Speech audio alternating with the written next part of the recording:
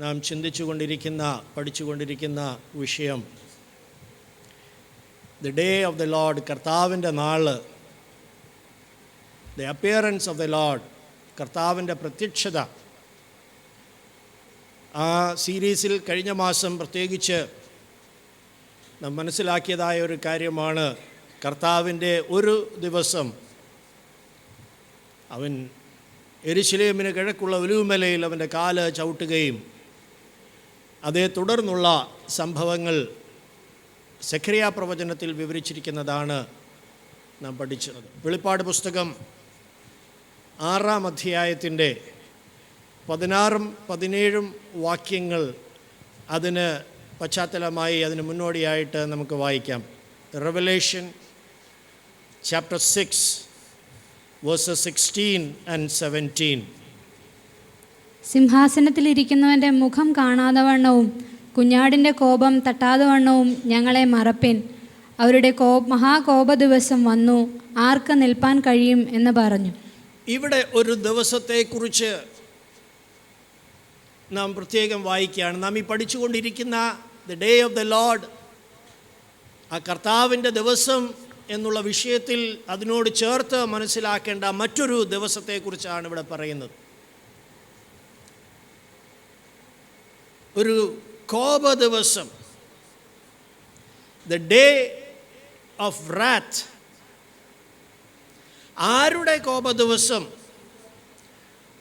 അവരുടെ എന്നവിടെ പരിഭാഷപ്പെടുത്തിയിരിക്കുന്നത്, ഇംഗ്ലീഷിലെ ചില പരിഭാഷകളിൽ അവൻ്റെ എന്നാണ്. അതിന് തൊട്ട് 16-ാമത്തെ വാക്യത്തിൽ നമ്മൾ കണ്ടു കുഞ്ഞാടിൻ്റെ കോപ ദിവസം. അല്പം ശാന്തമായി ഗൗരവമായി നാം ചിന്തിക്കേണ്ട ഒരു വിഷയമാണ് ഈ ഒരു പ്രയോഗത്തിലൂടെ ദൈവാത്മാവ് ഇവിടെ സൂചിപ്പിക്കുന്നത്. The day of the wrath of the lamp.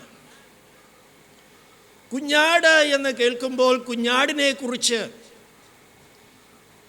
നമുക്കുള്ള ധാരണയും നമ്മുടെ അനുഭവവും തിരുവഴുത്തിൽ നാം കാണുന്ന ചിത്രങ്ങളും ഒരു സൗമ്യനായ ശാന്തതയുള്ള ഒരാളത്വമായിട്ടാണ്. കുഞ്ഞാട് കോപിക്കുന്ന ഒരനുഭവം അല്ലെങ്കിൽ ഒരവസ്ഥയെക്കുറിച്ച് സ്വതവേ നമുക്ക് സങ്കല്പിക്കാൻ പോലും കഴിയുകയില്ല. മുട്ടനാടുകൾ കോപിക്കുന്നതും ആടിയിടിക്കുമ്പോൾ അതിൻ്റെ ഇടയ്ക്ക് കുറുക്കം കയറിയ കഥയൊക്കെ നമ്മൾ പണ്ടേ കുഞ്ഞുനാളിലെ പഠിച്ചിട്ടുണ്ടല്ലോ. ഇവിടെ പറയുന്നത് കുഞ്ഞാട് കോപിക്കുന്ന ഒരു ദിവസം വരുന്നു. പലപ്പോഴും ഈ വചനം, ഈ കുഞ്ഞാടിൻ്റെ കോപം എന്നുള്ളത് പലരും വിട്ടുകളയുന്ന, ഈ പരീക്ഷയ്ക്കൊക്കെ പഠിക്കുമ്പോൾ വിട്ടുപഠിക്കുന്ന സ്വഭാവം ഉണ്ടല്ലോ, വിട്ടുകളയുന്ന ഒരു ചിന്താവിഷയമാണ്. എന്നാൽ അത്യന്തം ഗൗരവത്തോടുകൂടെ നാം പഠിക്കേണ്ട, നാം ധ്യാനിക്കേണ്ട ഒരു ചിന്താവിഷയമാണ് കുഞ്ഞാട് കോപിക്കും എന്നുള്ള കാര്യം. കഴിഞ്ഞ മാസം ചിന്തിച്ച 1-2 കാര്യങ്ങൾ മുഖവരയായിട്ട് ഓർപ്പിച്ചുകൊണ്ട് മുന്നോട്ട് പോകാൻ ആഗ്രഹിക്കുകയാണ്. കുഞ്ഞാടിനെ കുറിച്ച് വേദപുസ്തകം നമുക്ക് നൽകുന്ന 3 ചിത്രങ്ങളുണ്ട്. അത് മനസ്സിലാക്കിയാൽ ഈ ഇവിടെ പറയുന്ന കുഞ്ഞാട് ലോകത്തിൻ്റെ പാപത്തെ ചുമന്നൊഴിച്ച ദൈവത്തിൻ്റെ കുഞ്ഞാടാണ്. യേശുക്രിസ്തുവിനെ കുറിച്ചുള്ള ഒരു ചിത്രമാണ് നമ്മളിവിടെ കാണുന്നത്. ഈ കുഞ്ഞാടിനെ മനസ്സിലാക്കുവാൻ ഈ 3 ചിത്രങ്ങളും വേദപുസ്തകം ഉൽപ്പത്തി മുതൽ കഴിഞ്ഞ ദിവസങ്ങളിൽ പഴയ നിയമത്തിൽ യേശുക്രിസ്തുവിൻ്റെ നിഴലായിട്ടുള്ള പല കാര്യങ്ങളെയും നമ്മൾ പഠിച്ചു. അതിൻ്റെ പശ്ചാത്തലത്തിൽ ഈ 3 ചിത്രങ്ങൾ നമ്മുടെ മനസ്സിലൊന്ന് പതിഞ്ഞിട്ട് നമുക്ക് മുന്നോട്ട് പോകാം. ഒന്ന്, അറുക്കപ്പെട്ട കുഞ്ഞാട്, ദ സ്ലെയിൻ ലാംബ്. യെശയ്യാ പ്രവചനം 53-ാം അധ്യായം 7-ാമത്തെ വാക്യം നമുക്കൊന്ന് വായിക്കാം. ഐസയ്യ ചാപ്റ്റർ 53 ആൻഡ് വേഴ്സ് 7. അവിടെ ഈ അറുക്കപ്പെട്ട കുഞ്ഞാടിനെ കുറിച്ച് ദർശനത്തിൽ കണ്ട യെശയ്യാവ് അവൻ പ്രവചനത്തിൽ എഴുതി വച്ചിരിക്കുന്നതായ കാര്യമാണ് നമ്മൾ വായിക്കുന്നത്. ഐസിയ 53:7. തന്നെത്താൻ താഴ്ത്തി വായു തുറക്കാതെ ഇരുന്നിട്ടും അവൻ പീഡിപ്പിക്കപ്പെട്ടു. കൊല്ലുവാൻ കൊണ്ടുപോകുന്ന കുഞ്ഞാടിനെ പോലെയും രോമം കത്തിരിക്കുന്നവരുടെ മുമ്പാകെ മിണ്ടാതെ ഇരിക്കുന്ന ആടിനെ പോലെയും അവൻ വായു തുറക്കാതിരുന്നു. ഇവിടെ എഴുതിയിരിക്കുന്ന കൊല്ലുവാൻ കൊണ്ടുപോകുന്ന കുഞ്ഞാട്, അറുക്കപ്പെടാനായിട്ട് പോകുന്ന കുഞ്ഞാട്. നമ്മൾ കഴിഞ്ഞ ദിവസങ്ങളിൽ കണ്ടു, പഴയ നിയമത്തിലെ പെസഹ കുഞ്ഞാട്, യാഗം അർപ്പിക്കുന്ന കുഞ്ഞാട്, പാപയാഗം, അകൃത്യയാഗം ഒക്കെ അർപ്പിക്കുമ്പോൾ അർപ്പിക്കുന്ന യാഗങ്ങളൊക്കെ യേശുക്രിസ്തുവിൽ പൂർത്തീകരിക്കപ്പെടുന്നത് നമ്മൾ മനസ്സിലാക്കി.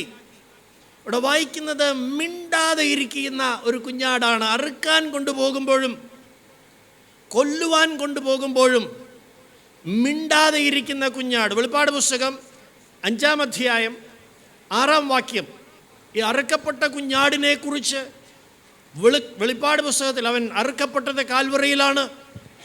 സകല പാപത്തിൻ്റെയും പരിഹാരത്തിനു വേണ്ടി കാൽവറിയിലെ മരക്കുരിശിന്മേൽ ഈ കുഞ്ഞാട് അറുക്കപ്പെട്ടു. അവൻ വായെ തുറക്കാതെ മിണ്ടാതെയിരുന്നു. അവനെ അറുക്കുമ്പോഴും കൊല്ലുമ്പോഴും ഒരു ബഹളമോ ഒച്ചയോ കോലാഹലമോ ഒന്നുമുണ്ടാക്കാതെ, അതിനോട് പ്രതികരിക്കാതെ, വായെ തുറക്കാതെ മിണ്ടാതെ ഇരുന്നൊരു കുഞ്ഞാടാണ് അറുക്കപ്പെട്ട കുഞ്ഞാട്. Revelation chapter 5:6. ഞാൻ സിംഹാസനത്തിൻ്റെയും 4 ജീവികളുടെയും നടുവിലും മൂപ്പന്മാരുടെ മധ്യത്തിലും ഒരു കുഞ്ഞാട് അറുക്കപ്പെട്ടതുപോലെ നിൽക്കുന്നത് കണ്ടു. യോഹന്നാൻ അപ്പോസ്തലൻ വെളിപ്പാട് പുസ്തകം എഴുതുമ്പോൾ സ്വർഗത്തിൽ കാണുന്ന ഒരു കാഴ്ചയാണ്, ഒരു കുഞ്ഞാട് അറുക്കപ്പെട്ടതുപോലെ നിൽക്കുന്നു. ഈ അറുക്കപ്പെട്ട കുഞ്ഞാട് നമ്മുടെ കർത്താവായ യേശുക്രിസ്തുവാണ്. അറുക്കപ്പെട്ട കുഞ്ഞാടിനെയാണ് നമുക്ക് പരിചയമുള്ളത്. ഈ കാലഘട്ടത്തിൽ നാം ജീവിക്കുമ്പോൾ, ഉൽപ്പത്തി മുതൽ നാം ഇങ്ങോട്ട് പഠിച്ച അനേക സന്ദർഭങ്ങളിൽ അതിൻ്റെ നിഴലായി അറുക്കപ്പെട്ട കുഞ്ഞാടുകളുടെ പല സംഭവങ്ങൾ നമ്മൾ കണ്ടു. ഇന്നും നാം ഇങ്ങനെ ആയിരിക്കുന്നതും നമുക്ക് പരിചയമുള്ളതും നാം കണ്ടുമുട്ടിയതും ഈ അറുക്കപ്പെട്ട കുഞ്ഞാടിനെയാണ്. അവൻ കാൽവരി ക്രൂശിൽ നമ്മുടെ പാപങ്ങൾക്ക് പരിഹാരമായി തൻ്റെ മേൽ നമ്മുടെ പാപം ചുമന്നുകൊണ്ട് നമുക്ക് പകരമായി അവൻ ക്രൂശിന്മേൽ അറുക്കപ്പെട്ടു. The slain lamb. രണ്ടാമത്, വെളിപ്പാട് പുസ്തകം നാം തുടർന്ന് വായിക്കുമ്പോൾ 5-ാം അധ്യായം 12 തുടങ്ങി 14 വരെയുള്ള വാക്യങ്ങൾ, റെവലേഷൻ ചാപ്റ്റർ 5:12-14 വായിക്കുമ്പോൾ കുഞ്ഞാടിൻ്റെ മറ്റൊരു ചിത്രം അവിടെ കാണാനായിട്ട് കാണുന്നുണ്ട്. The reigning lamb. അവൻ ഇപ്പോൾ രാജ്യത്വം പ്രാപിച്ച് വാഴുന്ന ഒരു ചിത്രമാണ് ഇവിടെ നമ്മൾ കാണുന്നത്. ഈ അറുക്കപ്പെട്ട കുഞ്ഞാട് രാജാവായി വാഴുകയും എല്ലാവരും അവനെ നമസ്കരിക്കുകയും അവൻ്റെ രാജ്യത്വത്തെ മഹത്വീകരിക്കുകയും ചെയ്യുന്നൊരു ചിത്രമാണ്. ആ വാക്യങ്ങളൊന്ന് വായിക്കാം. 12 തുടങ്ങി 14 വരെയുള്ള വാക്യങ്ങൾ, വെളിപ്പാട് പുസ്തകം 5-ാം അധ്യായം. അവർ അത്യുച്ചത്തിൽ അറുക്കപ്പെട്ട കുഞ്ഞാട് ശക്തിയും ധനവും ജ്ഞാനവും ബലവും ബഹുമാനവും മഹത്വവും സ്തോത്രവും ലഭിപ്പാൻ യോഗ്യനെന്ന് പറഞ്ഞു. സമുദ്രത്തിലും ഭൂമിയിലും ഭൂമിക്ക് കീഴിലും സമുദ്രത്തിലും ഉള്ള സകല സൃഷ്ടിയും അവയിലുള്ളതൊക്കെയും സിംഹാസനത്തിലിരിക്കുന്നവനും കുഞ്ഞാടിനും സ്തോത്രവും ബഹുമാനവും മഹത്വവും ബലവും എന്നേക്കും ഉണ്ടാകട്ടെ എന്ന് പറയുന്നത് ഞാൻ കേട്ടു. ഇതെല്ലാം സ്വീകരിപ്പാൻ എന്ന് പറഞ്ഞാൽ, പഴയകാലത്ത് ഒരു രാജാവിന് അർഹമായിട്ടുള്ളത് മഹത്വം, ബഹുമാനം, ധനം, ജ്ഞാനം, സകലവും. ദ കിങ് ഓഫ് കിങ്സ്, രാജാക്കന്മാരുടെ രാജാവായിട്ട് ഈ കുഞ്ഞാട് രാജ്യത്വം ഏറ്റിരിക്കുകയാണ്. ഇത് മുഴുവൻ സ്വീകരിപ്പാൻ അവൻ യോഗ്യൻ. Is the reigning lamb. അവൻ വാഴുന്നൊരു കുഞ്ഞാടൻ. നാം ഇനി കാണാൻ പോകുന്നത്, ഇപ്പോൾ നമുക്ക് ഈ അറുക്കപ്പെട്ട കുഞ്ഞാടിനെയാണ് പരിചയം. ആ കുഞ്ഞാട് അറുക്കപ്പെട്ടത് കൊണ്ടാണ് നാം വീണ്ടെടുപ്പും രക്ഷയും പ്രാപിച്ചതെന്നുള്ളത് നമുക്കറിയാം. പക്ഷേ നാം കണ്ടുമുട്ടാൻ പോകുന്ന ഒരു കുഞ്ഞാടുണ്ട്.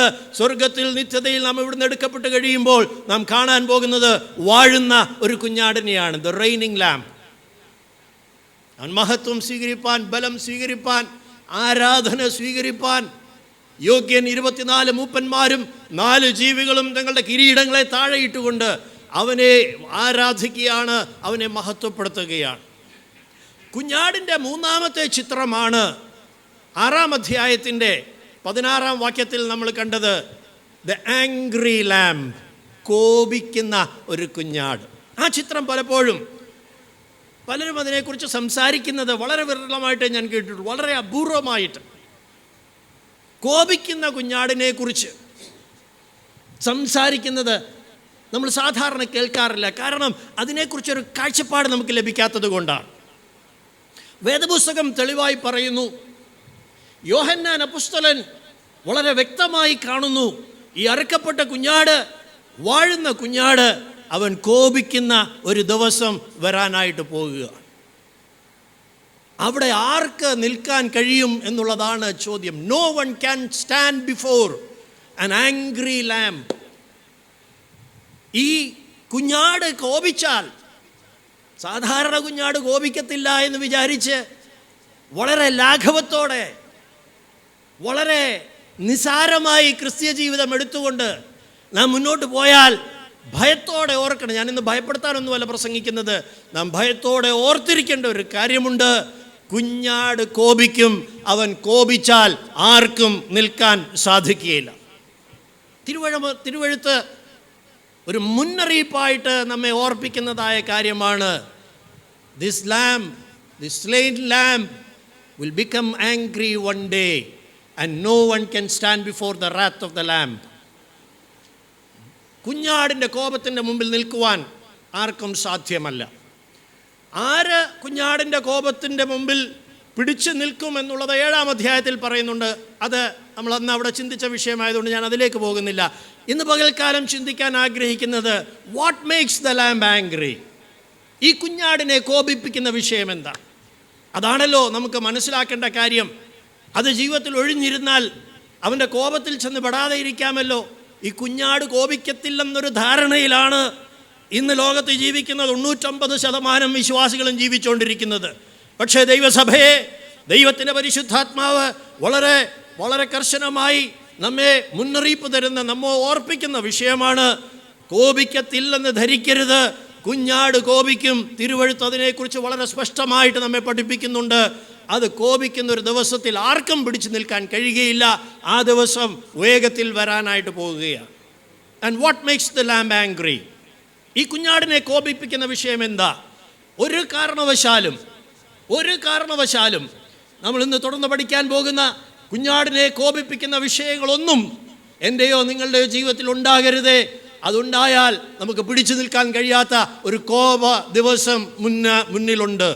അതാണ് തിരുവെഴുത്ത് നമ്മെ വ്യക്തമായിട്ട് ഓർപ്പിക്കുന്നതായ കാര്യം. പകൽക്കാലം പഴയ നിയമത്തിലും പുതിയ നിയമത്തിലുമായി കുഞ്ഞാടിൻ്റെ കോപത്തെക്കുറിച്ച് ഓർപ്പിക്കുന്നതും മുന്നറിയിപ്പ് തരുന്നതുമായ 4 വിഷയങ്ങൾ, കുഞ്ഞാടിനെ കോപിപ്പിക്കുന്ന 4 പ്രധാന കാര്യങ്ങളാണ് ഞാൻ ഈ ചുരുങ്ങിയ സമയത്തിനുള്ളിൽ ഓർപ്പിക്കാനായിട്ട് ഹൃദയത്തിലുള്ളത്. വളരെ പ്രാർത്ഥനയോടെ ഇരിക്കാം. ദൈവം നമ്മോട് ഇടപെട്ടുകൊണ്ടിരിക്കട്ടെ.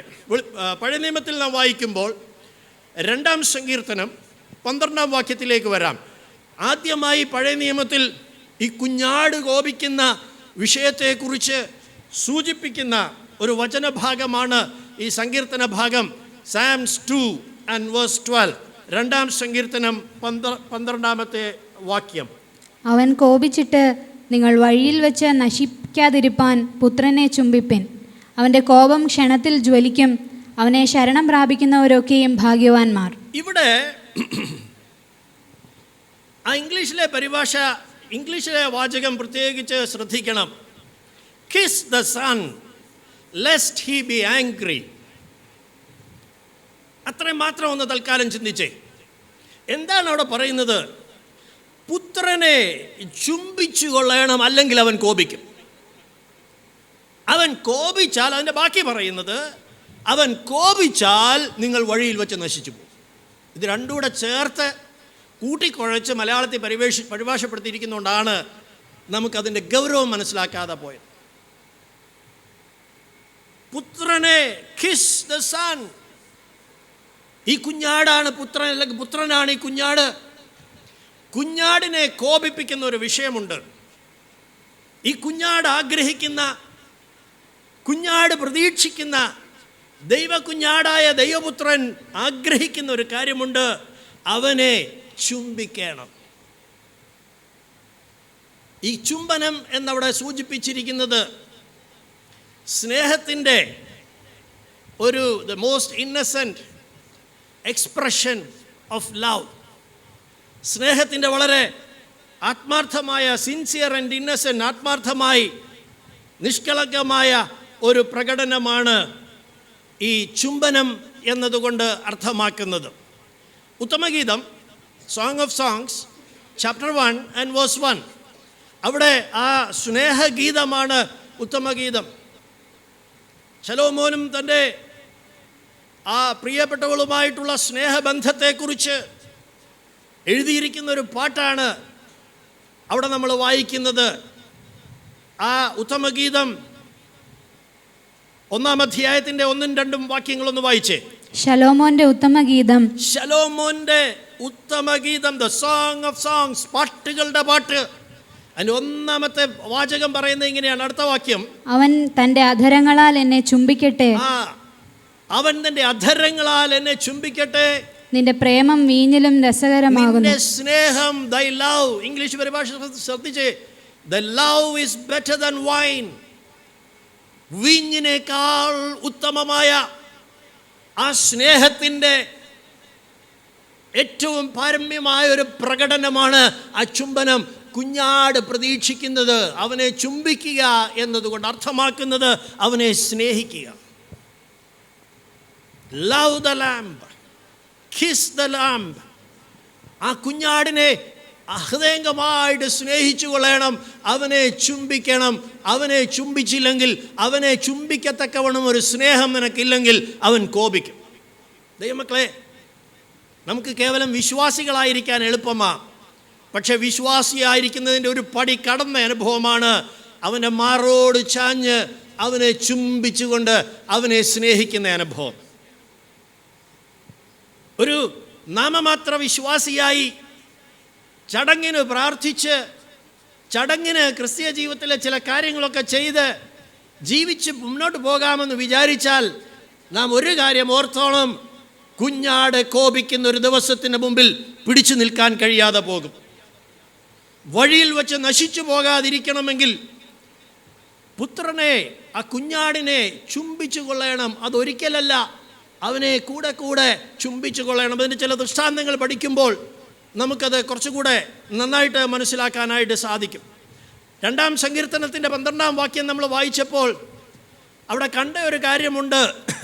അവൻ്റെ കോപത്തിനൊരു പ്രത്യേകതയുണ്ട്, അത് ക്ഷണത്തിൽ ജ്വലിക്കും. അങ്ങനെ മനസ്സിൽ വൈരാഗ്യം വെച്ചുകൊണ്ട് കോപിക്കുന്ന ഒരു കോപമല്ല കുഞ്ഞാടിൻ്റെ കോപം. അവനോടുള്ള സ്നേഹം നഷ്ടപ്പെട്ടതിൻ്റെ അതിൻ്റെ ഒരു പ്രതികരണം.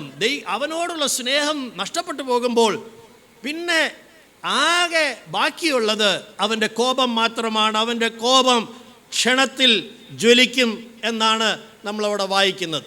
പെട്ടെന്ന് ജ്വലിക്കുന്ന, വേഗത്തിൽ, 2:12 നമ്മൾ വായിച്ചത്, വേഗത്തിൽ ജ്വലിക്കുന്ന ആ കുഞ്ഞാടിൻ്റെ കോപം, അതാണ് നാം വളരെ ഭയപ്പെടേണ്ടത്, നാം ഓർക്കേണ്ടതുമായ. His anchor can flare up in a moment എന്നാണ് NIV അതിനെക്കുറിച്ച് ട്രാൻസ്ലേറ്റ് ചെയ്തിരിക്കുന്നത്. It can flare up in a moment. ഒരു നിമിഷം കൊണ്ട് ആ കോപം ജ്വലിക്കാം. അവനോടുള്ള സ്നേഹം ഒരു സെക്കൻഡ് പോലും നഷ്ടപ്പെടാതെ ജീവിക്കണം. അതാണ് ഏറ്റവും പ്രധാനപ്പെട്ടതായ വിഷയം പുതിയ നിയമത്തെ സംബന്ധിച്ചിടത്തോളം. യോഹന്നാൻ്റെ സുവിശേഷം 8-ാം അധ്യായം 42-ാമത്തെ വാക്യം നമുക്കൊന്ന് വായിക്കാം. യോഹന്നാൻ്റെ സുവിശേഷം 8-ാം അധ്യായത്തിൻ്റെ 42-ാമത്തെ വാക്യം. John chapter 8 and verse 42. യേശു അവരോട് പറഞ്ഞത്, ദൈവം നിങ്ങളുടെ പിതാവ് എങ്കിൽ നിങ്ങൾ എന്നെ സ്നേഹിക്കുമായിരുന്നു. യേശു പറയുകയാണ്, ദൈവമാണ് നിങ്ങളുടെ പിതാവെങ്കിൽ, നിങ്ങൾ ദൈവത്തിൻ്റെ മക്കളാണെങ്കിൽ. അതിൻ്റെ വേറൊരു വെർഷനാണ്, അല്ലെങ്കിൽ അത് മറിച്ചിട്ട് പറയുന്നതാണല്ലോ, ദൈവമാണ് നിങ്ങളുടെ പിതാവെങ്കിൽ. നമുക്ക് മനസ്സിലാവുന്ന പോലെ പറഞ്ഞാൽ, നിങ്ങൾ ദൈവത്തിൻ്റെ മക്കളാണെങ്കിൽ നിങ്ങൾ എന്നെ സ്നേഹിക്കുമായിരുന്നു. You would love me. ഒറ്റ പ്രമാണമേ ഉള്ളൂ അവൻ്റെ കോപത്തിന്. നീ ദൈവപൈതലാണോ എന്നുള്ളത് കുഞ്ഞാട് മനസ്സിലാക്കുന്നത് അവനെ സ്നേഹിക്കുന്നുണ്ടോ എന്നുള്ളത് വെച്ച് മാത്രമാണ്. നീ രാത്രി മുഴുവൻ പ്രാർത്ഥിക്കുന്നവനായിരിക്കാം, പ്രാർത്ഥനയിൽ ഭൂതം പോകുമായിരിക്കും, രോഗം സൗഖ്യമാകുമായിരിക്കും, വീര്യപ്രവൃത്തി ചെയ്യുമായിരിക്കും. പക്ഷെ നീ യേശുവിനെ സ്നേഹിക്കുന്നില്ലെങ്കിൽ നീ ദൈവവേദലാണെന്ന് കുഞ്ഞാട് അംഗീകരിക്കുകയില്ല. അവനെ സ്നേഹിക്കുന്നുണ്ടോ എന്നുള്ളതാണ് ചോദ്യം. Do you love me? ശിമോനോട് യേശു ഉയർത്തെഴുന്നേറ്റ് ചോദിച്ച ഒറ്റ ചോദ്യമേ ഉള്ളൂ, യോഹന്നാൻ്റെ മകനായ ശിമോനെ, നീ എന്നെ സ്നേഹിക്കുന്നുണ്ടോ? U love me. കുഞ്ഞാട് അവനെ ചുംബിക്കുന്നവരെ നന്നായിട്ട് തിരിച്ചറിയുന്നതാണ്. അവനെ സ്നേഹത്തോടുകൂടെ ചുംബിക്കുന്ന ഏവരെയും കുഞ്ഞാടിനറിയാം. അവനെ ചുംബിക്കാൻ തക്കവണ്ണമുള്ള ഹൃദയംഗമായ സ്നേഹം അവനോടില്ലെങ്കിൽ അവൻ്റെ കോപം ക്ഷണത്തിൽ ജ്വലിക്കും. കുഞ്ഞാട് കോപിക്കുന്ന ഒരു ദിവസം വരാൻ പോകുന്നു. അതുകൊണ്ട് ദൈവമക്കളെ, നമുക്ക് ഈ കർത്താവിനെ ഇന്നുള്ളതിനപ്പുറമായി ഹൃദയംഗമായി ആഴമായി സ്നേഹിക്കുവാൻ നമുക്കൊരു താല്പര്യം ഇന്ന് പകൽക്കാലം ഉണ്ടാകട്ടെ. അതിനുവേണ്ടി നമുക്ക് ദൈവത്തോട് ആഗ്രഹിക്കാം. എന്തുകൊണ്ടാണ് കുഞ്ഞാടിങ്ങനെ ഡിമാൻഡ് ചെയ്യുന്നത്? എന്താണ് നാം അവനെ സ്നേഹിക്കണമെന്ന് പ്രതീക്ഷിക്കുന്നത്? കാരണം അവൻ തിരിച്ച് നമ്മെ സ്നേഹിച്ചത് അതുപോലെയാണ്. റോമാലേഖനം 5-ാം അധ്യായം 5 മുതൽ 5-ാം അധ്യായം 8-ാം വാക്യം ഒന്ന് വായിച്ചേ. Romance chapter 5:8. അവിടെ അവൻ്റെ സ്നേഹത്തിൻ്റെ ആ മാക്സിമം അവൻ കാണിച്ചത് അവിടെ നമുക്ക് കാണാനായിട്ട് കഴിയുന്നുണ്ട്. ക്രിസ്തുവോ നാം പാപികളായിരിക്കുമ്പോൾ തന്നെ നമുക്ക് വേണ്ടി മരിക്കയാൽ ദൈവം തനിക്ക് നമ്മോടുള്ള സ്നേഹത്തെ പ്രദർശിപ്പിക്കുന്നു. സാക്രിഫിഷ്യൽ ലവ്, നമുക്ക് വേണ്ടി മരിക്കാൻ തക്കവണ്ണം അവൻ നമ്മെ സ്നേഹിച്ചു. 1 യോഹന്നാൻ പറയുന്നു, അവൻ നമുക്ക് വേണ്ടി പ്രാണനെ വെച്ച് കൊടുത്തതിനാൽ നാം സ്നേഹമെന്തെന്ന് അറിഞ്ഞിരിക്കുന്നു. അങ്ങനെ അവൻ നമ്മെ സ്നേഹിച്ചു. 1 യോഹന്നാൻ 3-ാം അധ്യായം 1-ാം വാക്യം, 1 John chapter 3:1. അവിടെ ആ ദൈവത്തിൻ്റെ സ്നേഹം, പിതാവിൻ്റെ സ്നേഹത്തെക്കുറിച്ച് വിശേഷിപ്പിക്കുന്ന ഒരു വിശേഷണ പദമുണ്ട്. 1 John chapter 3:1. കാൺമീൻ നാം ദൈവമക്കൾ എന്ന് വിളിക്കപ്പെടുവാൻ. അവിടെ ശ്രദ്ധിക്കേണ്ടത്, യേശു യോഹന്നാൻ 8:42 പറഞ്ഞ വാക്യം, ദൈവമക്കൾ എന്ന് വിളിക്കപ്പെടുവാൻ പിതാവ് നമുക്ക് എത്ര വലിയ സ്നേഹം നൽകിയിരിക്കുന്നു. ഗ്രേറ്റ് ലവ്, എത്ര വാട്ട് മാനർ ഓഫ് ലവ്, എത്ര വലിയ സ്നേഹം. അതിനേക്കാൾ വലിയ ഗ്രേറ്റ്നെസ് ഉള്ള മഹത്വകരമായ സ്നേഹം ലോകത്തിൽ വേറെ ആരും തന്നിട്ടില്ല. അങ്ങനെ സ്നേഹിച്ച് ദൈവമക്കളാക്കിയേച്ച് പുത്രൻ, കുഞ്ഞാട് പ്രതീക്ഷിക്കുന്നത് പുത്രനെ നീ സ്നേഹിക്കുന്നുണ്ടോ എന്നുള്ളത്. അവനെ ചുംബിക്കാൻ തക്കവണ്ണം ഒരു സ്നേഹമുണ്ടോ? കാര്യത്തോട് അടുക്കുമ്പോൾ അറിയാം ദൈവത്തോടുള്ള സ്നേഹം എത്രയുണ്ടെന്നുള്ളത്. ദൈവമക്കളെ, ഞാൻ അനേക അനുഭവങ്ങളുടെ വിശ്വാസ ജീവിതത്തിൽ പഠിച്ചൊരു പാഠമുണ്ട്.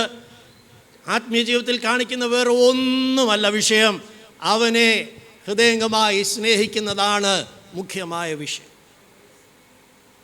അവനെ സ്നേഹിക്കാൻ പറ്റിയില്ലെങ്കിൽ ബാക്കി കാണിക്കുന്നതെല്ലാം വട്ടപൂജ്യമാണ്. അതുകൊണ്ട് യാതൊരു പ്രയോജനവുമില്ല. കുഞ്ഞാടിൻ്റെ കോപത്തിന് ഹേതുവായിത്തീരും. അതുകൊണ്ട് പുത്രനെ ചുംബിക്കത്തക്കവണ്ണം ഒരു സ്നേഹം നമ്മുടെ ജീവിതത്തിലുണ്ട്. യെരമ്യാ പ്രവചനത്തിൽ അവൻ്റെ സ്നേഹത്തിൻ്റെ അവൻ നമ്മോട് കാണിച്ച ഒന്ന് സാക്രിഫിഷ്യൽ ലവ്, മറ്റൊന്ന് ഗ്രേറ്റ് ലവ്, വലിയ സ്നേഹം.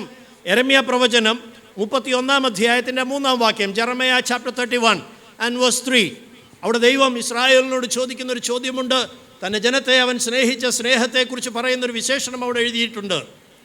യഹോവ ദൂരത്ത് നിന്ന് എനിക്ക് പ്രത്യക്ഷമായി അരുളി ചെയ്തത്, നിത്യസ്നേഹം കൊണ്ട് ഞാൻ നിന്നെ സ്നേഹിച്ചിരിക്കുന്നു. I have loved you with an everlasting love. നിത്യ സ്നേഹം എന്ന് പറഞ്ഞാൽ ഉതിർന്നു പോകാത്തൊരു സ്നേഹം, ഏറ്റക്കുറച്ചിൽ വരാത്തൊരു സ്നേഹം, കാലത്തോളം അല്ലെങ്കിൽ നിത്യതയോളം നിലനിൽക്കുന്നതായ സ്നേഹം, eternal love. So his love is sacrificial, his love is great and his love is eternal. അവൻ ഇങ്ങനെ നമ്മളെ സ്നേഹിച്ചിട്ടാണ് തിരിച്ച് പ്രതീക്ഷിക്കുന്നത് ആ പുത്രനെ ചുംബിക്കാൻ ഉള്ള സ്നേഹം നമുക്കുണ്ടോ? ലൂക്കോസിൻ്റെ സുവിശേഷം 7-ാം അധ്യായം 44 തുടങ്ങി 47 വരെയുള്ള വാക്യങ്ങൾ. അവിടെ ഒരു പാപിനിയായ സ്ത്രീ, യേശു ഒരു മനുഷ്യൻ്റെ വീട്ടിൽ ഭക്ഷണത്തിരിക്കുമ്പോൾ അവിടെ വന്ന് അവൾ കാണിച്ചൊരു പ്രവൃത്തിയെക്കുറിച്ച് ലൂക്കോസ് എഴുതിയിട്ടുണ്ട്. ലൂക്ക് 7:44-47. സ്ത്രീയുടെ നേരെ തിരിഞ്ഞ ശിമോനോട് പറഞ്ഞത്, ഈ സ്ത്രീയെ കാണുന്നുവോ? ഞാൻ നിന്റെ വീട്ടിൽ വന്നു, നീ എൻ്റെ കാലിന് വെള്ളം തന്നില്ല. ഇവളോ കണ്ണുനീർ കൊണ്ട് എൻ്റെ കാൽ നനച്ച് തലമുടി കൊണ്ട് തുടച്ചു. നീ എനിക്ക് ചുംബനം തന്നില്ല. ഇവളോ ഞാൻ അകത്ത് വന്നതു മുതൽ. ശിമോന്റെ കുറ്റം, ശിമോന്റെ വീട്ടിൽ ഒരു ഗസ്റ്റായിട്ട് യേശു വന്നതാണ്. ഭക്ഷണമെല്ലാം യേശുവിന് വേണ്ടി ഉണ്ടാക്കിയിട്ടുണ്ട്. വളരെ അധ്വാനിച്ചൊരു പക്ഷേ ചെലവ് ചെയ്ത് അന്ന് ലഭ്യമായിരുന്ന ഏറ്റവും വിഭവസമുഷ്ടമായ ഭോജനം യേശുവിന് വേണ്ടി ഉണ്ടാക്കി കാണും. പക്ഷേ യേശു അവൻ്റെ മുഖത്ത് നോക്കി പറയുന്ന ഒരു കാര്യമുണ്ട്, നീ എന്നെ ചുംബിച്ചില്ല. You have not kissed me. നീ എന്നെ ചുംബിച്ചില്ല ശിമോനെ. നീ എനിക്ക് വേണ്ടി ഒരുപാട് പരിപാടി നീ ചെയ്തു, but you never kissed me. എന്നെ ചുംബിക്കത്തക്ക ഒരു സ്നേഹം നിനക്കില്ല. ദൈവവേദലേ, അവൻ്റെ മുമ്പാകെ നിൽക്കുമ്പോൾ നീ അവന് വേണ്ടി എന്തെല്ലാം ചെയ്തു എന്നുള്ളതല്ല അവൻ നിന്നോട് ചോദിക്കാൻ പോകുന്നത്. നീ അവനെ ചുംബിച്ചിട്ടുണ്ടോ എന്നുള്ളതാണ് അവൻ ചോദിക്കാൻ പോകുന്നത്. ശിമോനോട് ചോദിച്ചതുപോലെ നീ എന്നെ ചുംബിച്ചിട്ടില്ല എന്ന് മുഖത്ത് നോക്കി പറയേണ്ടി വന്നാൽ പിന്നീട് വരാൻ പോകുന്നത് അവൻ്റെ കോപമാണ്. ഓർത്തുകൊള്ളണം. എന്നാൽ ആ പാവപ്പെട്ട സ്ത്രീ, പാപിനിയായ സ്ത്രീയെക്കുറിച്ച് യേശു പറയുകയാണ്, ഇവളോ ഞാൻ വന്നത് മുതൽ she has not ceased. ആ വാക്ക് ശ്രദ്ധിക്കണം. അവൾ ചുംബനം നിർത്തിയില്ല. ഇടവിടാതെ എന്ന് പറഞ്ഞാൽ നിർത്താതെ ചുംബിച്ചുകൊണ്ടിരിക്കുക. അതാ എനിക്ക് നിങ്ങൾക്ക് ആവശ്യമായിട്ടുള്ളത്. വല്ലപ്പോഴും ഒരിക്കൽ നമുക്ക് ഈ സ്നേഹചുംബനം ഇങ്ങനെ മുഖം കാണിക്കുമ്പോൾ ഇങ്ങനെ കാണിക്കും. ഇതുപോലെയാ യേശുവിനെ ചുംബിക്കുന്നത് നമ്മൾ പലപ്പോഴും നമ്മൾ യേശുവിനോടുള്ള ചുംബനം അങ്ങനെയല്ല. ദൈവവേദലേ, അവൾ യേശുവിനെ ചുംബിച്ചതുപോലെ നിർത്താതെ, വിതൗട്ട് സീസിങ്, ജീവിതത്തിൽ ഒരു സെക്കൻഡ് പോലും നിർത്താതെ അവനെ ചുംബിച്ചു കൊണ്ടിരിക്കത്തക്കവണ്ണം, നിന്റെ സ്നേഹം, അവനോടുള്ള സ്നേഹം പ്രദർശിപ്പിച്ചു കൊണ്ടിരിക്കത്തക്കവണ്ണം അവനെ ചുംബിച്ചില്ലെങ്കിൽ പുത്രൻ്റെ കോപത്തിന് പാത്രമായി തീരേണ്ടി വരും. Kiss the son lest he be angry. പകൽക്കാലം ദൈവത്തെ സ്നേഹിക്കാൻ നമുക്ക് സമർപ്പിക്കാം.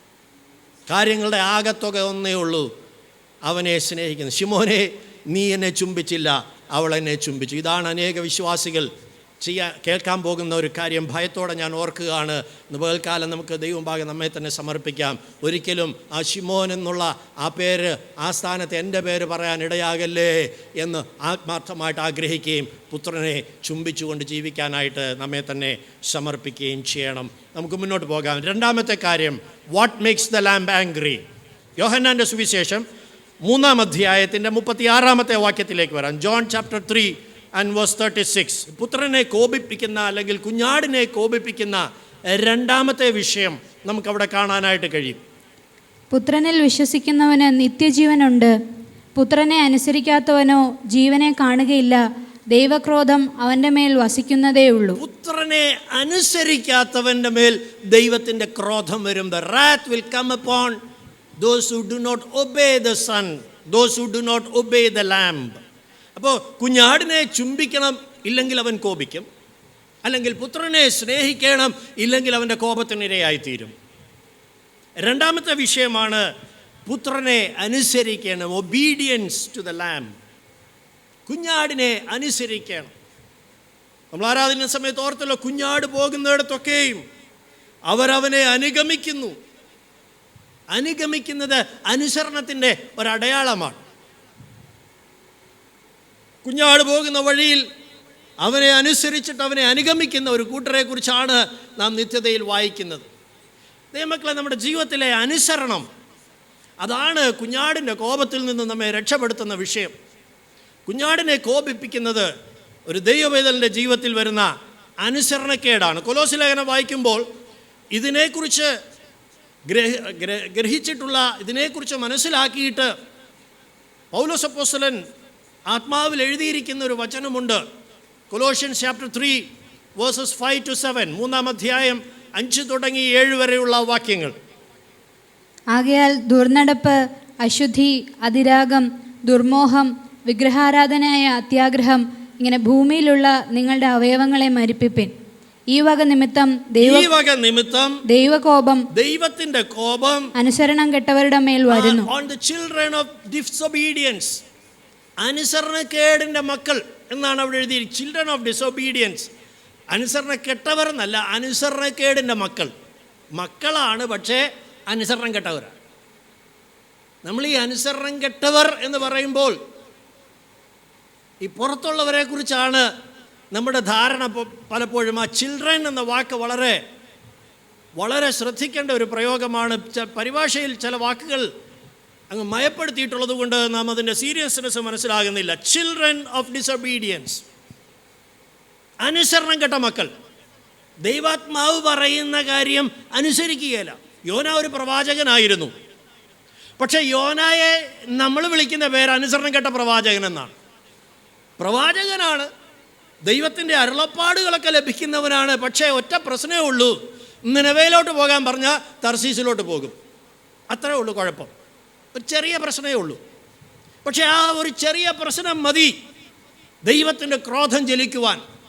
അവൻ കയറിയ കപ്പൽ മുങ്ങാൻ പോയി, അവൻ ആ കപ്പൽ യാത്ര ചെയ്ത കടലിളകി, അവനെ വിഴുങ്ങിയ മത്സ്യത്തിന് സ്വസ്ഥതയില്ല. കാരണം അനുസരണക്കേട് എവിടെയുണ്ടോ അവിടെ ദൈവത്തിൻ്റെ ക്രോധം ഉണ്ടായിക്കൊണ്ടിരിക്കും. Disobedience invites the wrath of God. അനുസരണക്കേട് ദൈവത്തിൻ്റെ കോപത്തെ വിളിച്ചു വരുത്തുന്ന വിഷയമാ ദൈവമക്കളെ. ഈ വക നിമിത്തം എന്ന് പറഞ്ഞാൽ ഈ അനുസരണക്കേട് കാരണം നമ്മിൽ നിന്ന് പുറപ്പെടുന്നത്, അനുസരണം കെട്ടവരിൽ നിന്ന് പുറപ്പെടുന്നത് ഈ വക പ്രവൃത്തികളാണ്, ഈ ജഡത്തിൻ്റെ പ്രവൃത്തികളാണ്. ഈ ജഡത്തിൻ്റെ പ്രവൃത്തികൾ ജീവിതത്തിൽ വരാനുള്ള basic reason disobedience to the holy spirit, പരിശുദ്ധാത്മാവിനോടുള്ള അനുസരണക്കേടാണ്. നമുക്ക് ഏറ്റു പറയേണ്ടത് അനുസരണക്കേട് എന്ന് പറയുന്ന ആ മഹാപാപത്തെക്കുറിച്ചാണ്. എഫേസ്യ ലേഖനം 5-ാം അധ്യായം 5-6 വാക്യങ്ങൾ, അവിടെയും ഇതേ വിഷയം തന്നെയാണ് പൗലോസ് പറയുന്നത്. എഫേസ്യ ലേഖനം, എഫേഷ്യൻസ് ചാപ്റ്റർ 5 വേഴ്സസ് 5 and 6, 5-6 വാക്യങ്ങൾ. ദുർനടപ്പുകാരൻ, അശുദ്ധൻ, വിഗ്രഹാരാധിയായ ദ്രവ്യാഗ്രഹി, ഇവർക്ക് ആർക്കും ക്രിസ്തുവിൻ്റെയും ദൈവത്തിൻ്റെയും രാജ്യത്തിൽ അവകാശമില്ല എന്ന് നിങ്ങൾ അറിയുന്നുവല്ലോ. വ്യർത്ഥവാക്കുകളാൽ ആരും നിങ്ങളെ ചതിക്കരുത്. ഈ വക നിമിത്തമല്ലോ ദൈവകോപം അനുസരണം കെട്ടവരുടെ മേൽ വരുന്നു. മലയാളത്തിൽ പരിഭാഷപ്പെടുത്തേണ്ടിയിരുന്നത് ഈ വക നിമിത്തമല്ലോ ദൈവകോപം അനുസരണം കെട്ട മക്കളുടെ മേൽ വരുന്നു എന്ന് വേണം പരിഭാഷപ്പെടുത്താൻ. Children of disobedience. വീണ്ടും ശ്രദ്ധിച്ചോണം ദൈവമക്കളെ. ദൈവപൈതൽ എന്ന് പറഞ്ഞാൽ, ദൈവമക്കൾ എന്ന് പറഞ്ഞാൽ, യേശു പറഞ്ഞത് ദൈവം നിങ്ങളുടെ പിതാവാണെങ്കിൽ ഒന്ന്, നിങ്ങളെന്നെ സ്നേഹിക്കുമായിരുന്നു, നിങ്ങളെന്നെ ചുംബിക്കുമായിരുന്നു. ദൈവം നിങ്ങളുടെ പിതാവാണെങ്കിൽ നിങ്ങളെന്നെ അനുസരിക്കുമായിരുന്നു. ദൈവം നമ്മുടെ പിതാവാണ്, നാം ദൈവമക്കളാണെന്ന് പറയുന്നത് തെളിയിക്കാൻ സർട്ടിഫിക്കറ്റും കൊണ്ടൊന്നും ദൈവസന്നിധി ചെല്ലാൻ പറ്റുകയില്ല.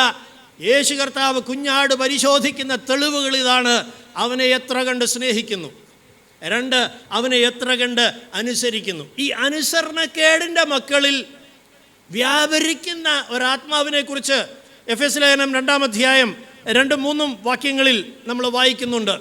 അനുസരണക്കേടിൻ്റെ മക്കളിൽ ആ ആത്മാവാണ് വ്യാപരിക്കുന്നത്. അതുകൊണ്ടാണ് കുഞ്ഞാടിന് കോപം വരുന്നത്. ഏദൻ തോട്ടം മുതൽ മനുഷ്യനെ അനുസരണക്കേടിലാക്കിയ ഒരാത്മാവ് ദൈവമക്കളെയും അനുസരണക്കേടിലാക്കാനായിട്ട് വ്യാപരിക്കുന്നുണ്ട്. 2-3 വാക്യങ്ങൾ. അവയിൽ നിങ്ങൾ മുമ്പേ ഈ ലോകത്തിൻ്റെ കാലഗതിയെയും ആകാശത്തിലെ അധികാരത്തിനും അനുസരണക്കേടിൻ്റെ മക്കളിൽ ഇപ്പോൾ വ്യാപരിക്കുന്ന ആത്മാവിനും അധിപതിയായവനെയും എഴുതിയിരിക്കുന്ന ചിൽഡ്രൻ ഓഫ് ഡിസൊബീഡിയൻസ്, അനുസരണക്കേടിൻ്റെ മക്കൾ, അനുസരണക്കേടിൽ ജീവിക്കുന്ന ആളുകൾ, അവരിൽ വ്യാപരിക്കുന്ന ഒരു സ്പിരിറ്റ്, ഒരു ആത്മാവ്. ഈ ദൈവത്തിൻ്റെ ക്രോധം ഈ അനുസരണം കെട്ടവരുടെ മേൽ ഇറങ്ങുമെന്നുള്ളതിൻ്റെ ആദ്യത്തെ തെളിവാണ് നോഹയുടെ കാലത്തുള്ള ജലപ്രളയം. അതിനെക്കുറിച്ച് പത്രോസ് എഴുതിയിരിക്കുമ്പോൾ ഒരു വാക്യമുണ്ട്, നമ്മളത് ശ്രദ്ധിച്ചാൽ മനസ്സിലാകും. ആ കാലത്ത് ആ മനുഷ്യരുടെ മേൽ ദൈവത്തിൻ്റെ ക്രോധം ദൈവം പകർന്നത് ബേസിക് കാരണം അനുസരണക്കേടായിരുന്നു. അനുസരണക്കേടിൽ നിന്നാണ് അവർ ആ പാപപ്രവർത്തികൾ, പാപം മുഴുത്ത് പ്രവർത്തിച്ചത്. 1 പത്രോസ് 3-ാം അധ്യായം 19-ാം വാക്യം, 1 Peter chapter 3 and verse 19. വളരെ ശ്രദ്ധിച്ച ഭാഗമെന്ന് വായിച്ചേ.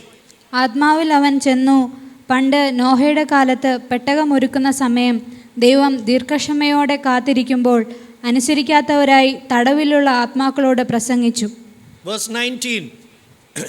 അനുസരണക്കേടിൻ്റെ ഒരു വ്യാപാര ശക്തി അവിടെ വായിക്കുന്നത്, നോഹ പെട്ടകം ഒരുക്കുന്ന സമയത്ത്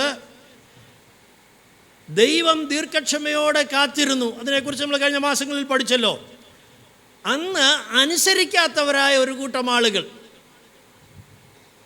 അനുസരിക്കാത്തവർ, അവരുടെ വിശേഷത, അവരെക്കുറിച്ചുള്ള പ്രത്യേകത എഴുതിയിരിക്കുന്നത് ഡിസൊബീഡിയൻറ്റ്.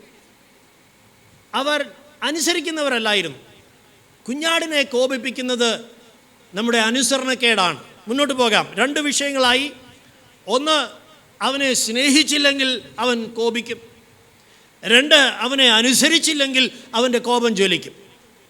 ഇതൊക്കെ ദൈവമക്കൾ എന്ന് പറയുമ്പോൾ ദൈവം പ്രതീക്ഷിക്കുന്ന, കുഞ്ഞാട് പ്രതീക്ഷിക്കുന്ന വിഷയമാണ്. 3-ാമത്തെ വിഷയം, റോമാലേഖനം 1-ാം അധ്യായത്തിൻ്റെ 18-ാമത്തെ വാക്യത്തിലേക്ക് വരാം. Roman chapter 1 and verse 18. അനീതി കൊണ്ട് സത്യത്തെ തടുക്കുന്ന മനുഷ്യരുടെ സകല അഭക്തിക്കും അനീതിക്കും നേരെ ദൈവത്തിൻ്റെ കോപം സ്വർഗത്തിൽ നിന്ന് വെളിപ്പെടുന്നു. ആ ദൈവത്തിൻ്റെ ക്രോധം, the wrath of God is revealed from heaven. സ്വർഗത്തിൽ നിന്ന് ദൈവത്തിൻ്റെ ക്രോധം വെളിപ്പെടുന്ന മൂന്നാമത്തെ വിഷയമാണ് ഇവിടെ എഴുതിയിരിക്കുന്നത്. അവിടെ against all ungodliness and unrighteousness of men, മനുഷ്യരുടെ സകല അനീതിക്കും അഭക്തിക്കും നേരെ ദൈവത്തിൻ്റെ ക്രോധം വെളിപ്പെടും. എന്താണ് കാരണം? ഈ അനീതിയും അഭക്തിയും കൊണ്ട് അവർ ചെയ്യുന്ന ഒരു കാര്യമുണ്ട്. അതിൻ്റെ എൻഡ് റിസൾട്ട് എന്താണെന്ന് വെച്ചാൽ, അവർ സത്യത്തെ they are resisting the truth or hiding the truth. സത്യത്തെ അവർ തടുത്തു നിർത്തുക. ആ സത്യത്തെ അവർ അംഗീകരിക്കുന്നില്ല, സത്യത്തിന് അവർ കീഴ്പ്പെടുന്നില്ല. അവരുടെ ജീവിതത്തിലെ അനീതി, അവരുടെ ജീവിതത്തിലെ ആ അഭക്തി നിമിത്തം ആ സത്യത്തിന് അവർ കീഴ്പ്പെടാതെ പോകുന്നു. അതാണ് അവരെക്കുറിച്ച് നമ്മൾ വായിക്കുന്ന പ്രത്യേകമായിട്ട് നമുക്കവിടെ കാണാനായിട്ട് കഴിയുന്നതായ കാര്യം. ആ സത്യം എന്താണ് അവരെ സത്യത്തെക്കുറിച്ച് തടുത്തതെന്ന് പറയുന്നതിൻ്റെ അർത്ഥം എന്താണ്? 1-ാം അധ്യായം 25-ാം വാക്യം വരാം. റോമാലേഖനം 1-ാം അധ്യായത്തിൻ്റെ 25-ാമത്തെ വാക്യം. ദൈവത്തിൻ്റെ സത്യം അവർ വ്യാജമാക്കി മാറ്റിക്കളഞ്ഞു. ദൈവത്തിൻ്റെ സത്യത്തെ they changed the truth of God into a lie. അവരുടെ അനീതി, അധർമ്മം, അഭക്തി കാരണം ദൈവത്തെക്കുറിച്ചുള്ള സത്യത്തെ അവർ വ്യാജമാക്കി. അതുകൊണ്ട് എന്ത് സംഭവിച്ചു? സൃഷ്ടിച്ചവനേക്കാൾ സൃഷ്ടിയെ ഭജിച്ചു, ആരാധിച്ചു. They worshipped and served. ആ രണ്ട് വാക്കുകൾ അണ്ടർലൈൻ ചെയ്ത് പഠിച്ചോ. ഭജിച്ചു മാത്രമല്ല ആരാധിച്ചു. അത് മനസ്സിലാകുന്ന ഭാഷയിൽ പറഞ്ഞാൽ ആരാധിച്ചു, സേവിച്ചു. സെർവ് എന്ന വാക്കാണ് അവിടെ ഉപയോഗിച്ചിരിക്കുന്നത്. ആരെ ആരാധിക്കുന്നു, ആരെ സേവിക്കുന്നു? സ്നേഹിക്കുക, അനുസരിക്കുക. മൂന്നാമത്തെ വിഷയം ഇവിടെ വരുന്നത്, ദൈവത്തെക്കുറിച്ചുള്ള സത്യം ഗ്രഹിച്ചിട്ട് ദൈവത്തെ സേവിക്കുകയും ദൈവത്തെ ആരാധിക്കുകയും ചെയ്തില്ലെങ്കിൽ കുഞ്ഞാട് കോപിക്കും. അഭക്തിയുള്ള ജീവിതം, ഭക്തികെട്ട ജീവിതം, അനീതിയുള്ള ജീവിതം കൊണ്ട് സംഭവിച്ചതെന്താ? ദൈവത്തെക്കുറിച്ചുള്ള സത്യം അവർ മാറ്റിക്കളഞ്ഞു, ബോഷ്കാക്കി. സൃഷ്ടിയെ ഭജിച്ചു, സൃഷ്ടിയെ ആരാധിച്ചു. ദൈവത്തിൻ്റെ ബാക്കി സ്വർഗത്തിലെ ദൈവം ഒഴിച്ച്, ജീവിക്കുന്ന ഏക സത്യ ദൈവം ഒഴിച്ച് ബാക്കിയുള്ളതെല്ലാം, ഈ ഭൂമിയിലുള്ള എത്രയോ ശ്രേഷ്ഠമായ കാര്യങ്ങളുണ്ടെങ്കിൽ പോലും എല്ലാം, everything is A creation of God. ദൈവത്തിൻ്റെ ഒരു സൃഷ്ടി മാത്രമാണ്. It's only A creation. ദൈവത്തിൻ്റെ ഒരു സൃഷ്ടി മാത്രമാണ്. നാം അറിയാതെ പോലും ദൈവത്തിൻ്റെ സൃഷ്ടിയെ ആരാധിക്കുകയോ സേവിക്കുകയോ ചെയ്യരുത്. വർഷിപ്പ് ഓർ സെർവ്, ഈ രണ്ട് വാക്കുകൾ പ്രധാനപ്പെട്ടത്. ഓരോ ദിവസവും ഒരു ദൈവവേദനയുടെ ജീവിതത്തിൽ നന്നായിട്ട് പരിശോധിച്ചോണം. കാരണം അവസാനം നീ ദൈവത്തെയാണ് സേവിക്കുന്നതെന്ന് തെളിയിക്കാൻ പറ്റിയില്ലെങ്കിൽ, റോമാലേഖനം വായിക്കുമ്പോൾ 1-ാം അധ്യായത്തിൽ ഇത് പറഞ്ഞു തുടങ്ങിയിട്ട് 16-ാം അധ്യായത്തിലേക്ക് വരുമ്പോൾ പൗലോസ് തങ്ങളുടെ വയറിനെ സേവിക്കുന്നവരെ കുറിച്ചാണ് പറയുന്നത്. നീ സേവിച്ചത് നിൻ്റെ വയറിനെയാണെങ്കിൽ, നീ സേവിച്ചത് നിൻ്റെ പണത്തെയാണെങ്കിൽ, നീ സേവിച്ചത്, നീ ആരാധിച്ചത് നിൻ്റെ വസ്തുവകകളെയാണെങ്കിൽ കുഞ്ഞാടിൻ്റെ കോപം നേരിടേണ്ടതായിട്ട് വരും. അതിന് കാരണമാക്കുന്നതാണ് നമ്മുടെ ഭക്തികേട്, അൺഗോഡ്ലിനെസ് ആൻഡ് അൺറൈച്ചസ്നെസ്. നമ്മുടെ ജീവിതത്തിൽ ചില കാര്യങ്ങളൊക്കെ മൂടിവെച്ച്, പാപം മൂടിവെച്ച്, ദൈവത്തിൻ്റെ സത്യത്തെ ഒരു വ്യാജമാക്കി മാറ്റിയിട്ട് സൃഷ്ടിയെ ഭജിക്കുകയും സൃഷ്ടിയെ ആരാധിക്കുകയും ദൈവത്തെക്കാൾ പ്രാധാന്യം മറ്റെന്തിനെങ്കിലും ജീവിതത്തിൽ വരികയും ചെയ്യുമ്പോൾ you are inviting the wrath of the lamb. അത് വളരെ ഭയത്തോടെ നാം ഓർക്കേണ്ടതായ ഒരു വിഷയമാണ്. യോഹന്നാൻ്റെ സുവിശേഷം 4-ാം അധ്യായം 24-ാം വാക്യത്തിൽ ശമരിയക്കാരി സ്ത്രീയോട് യേശു സംസാരിക്കുമ്പോൾ അവളോട് അവളുടെ ജീവിതത്തിൻ്റെ ആ പരമാർത്ഥതയില്ലായ്മ അവളെല്ലാം മൂടിവെച്ച് മറച്ചു വെച്ച് തൻ്റെ ജീവിതത്തിൽ പാപത്തിൽ ജീവിക്കുമ്പോഴും ഈ യെരുശലേമിലാണോ ശമരയിലാണോ ആരാധിക്കേണ്ടതെന്നുള്ള വിഷയത്തിൽ ഒരു വലിയ ഒരു ഡിബേറ്റ്, യേശുക്രിസ്തുവുമായിട്ടൊരു തർക്കത്തിൽ അവളിങ്ങനെ സംസാരിച്ചു കൊണ്ട് നിൽക്കുകയാണ്. യേശു അവളോട് പറഞ്ഞത്, സത്യനമസ്കാരികൾ 4-ാം അധ്യായം 24-ാം വാക്യം, ജോൺ ചാപ്റ്റർ 4:24, ദൈവം ആത്മാവാകുന്നു, അവനെ നമസ്കരിക്കുന്നവർ ആത്മാവിലും സത്യത്തിലും നമസ്കരിക്കണം. ആത്മാവിൽ നമസ്കരിക്കണം, ആരാധിക്കണം, സത്യത്തിലും ആരാധിക്കണം. Worship in truth. ദൈവത്തെക്കുറിച്ചുള്ള സത്യം ഗ്രഹിച്ച് അവനാണ് ആരാധനയ്ക്ക് യോഗ്യൻ, അവനാണ് ബഹുമാനത്തിന് യോഗ്യൻ, അവൻ മാത്രമാണ് ആരാധനാ പുരുഷൻ, അവനെ മാത്രമേ ആരാധിക്കാവൂ. ആ സത്യം ഗ്രഹിച്ചിട്ട് ജീവിതത്തിൽ ആരാധനയും നമ്മുടെ ശുശ്രൂഷയും, സെർവിങ് ആൻഡ് വർഷിപ്പിംഗ്, ഇത് രണ്ടും ഒന്നിച്ചു പോകുന്നു. ആരെ ആരാധിക്കോ അവരെ സേവിക്കും. കർത്താവ് പറഞ്ഞു, ഒരു മനുഷ്യന് 2 യജമാനന്മാരെ ആരാധിക്കാനെന്നാണോ സേവിക്കാനെന്നാണോ പറഞ്ഞത്? സേവിപ്പാൻ കഴിയുകയില്ല. ഒന്നുകിൽ ഒന്നിനെ പകയ്ക്ക് മറ്റതിനെ സേവിക്കും, അല്ലെങ്കിൽ മറ്റതിനെ പകച്ച്. ഈ 2 യജമാനന്മാരെ സേവിക്കുക എന്ന് പറഞ്ഞത് അതിൻ്റെ മറുവശമാണ് ആരാധിക്കുക. ആരെ സേവിക്കുന്നോ അവരെ ആരാധിക്കും. പണത്തെയാണ് സേവിക്കുന്നതെങ്കിൽ, മാമോനെയാണ് സേവിക്കുന്നതെങ്കിൽ, നീ മാമോനെയാണ് ആരാധിക്കുന്നതെന്നും കൂടെ കൂട്ടിക്കോണം. ദൈവത്തെയാണ് ആരാധിക്കുന്നതെങ്കിൽ ദൈവത്തെ സേവിക്കും. ഇത് രണ്ടും കണക്റ്റഡ് ആണ്. ആരാധിക്കുന്നവനെ മാത്രമേ സേവിക്കാൻ പറ്റുള്ളൂ, ആരാധിക്കാത്തവനെ സേവിക്കാൻ പറ്റുകയില്ല. അതുകൊണ്ട് ദൈവത്തെ ആരാധിക്കുകയും ദൈവത്തെ സേവിക്കുകയും ചെയ്യണം. ഇവരെക്കുറിച്ച് നമ്മൾ വായിക്കുന്നത്, അവർ ദൈവത്തെ അറിഞ്ഞിട്ടും ദൈവത്തെ മനസ്സിലാക്കിയിട്ടും ദൈവത്തെക്കുറിച്ചുള്ള സത്യം ഗ്രഹിച്ചിട്ടും അതിനെ അവരുടെ പാപപ്രവൃത്തി കൊണ്ട് മൂടിവെച്ചു. വെളിച്ചത്തിലേക്ക് വന്നില്ല, സത്യത്തിലേക്ക് വന്നില്ല.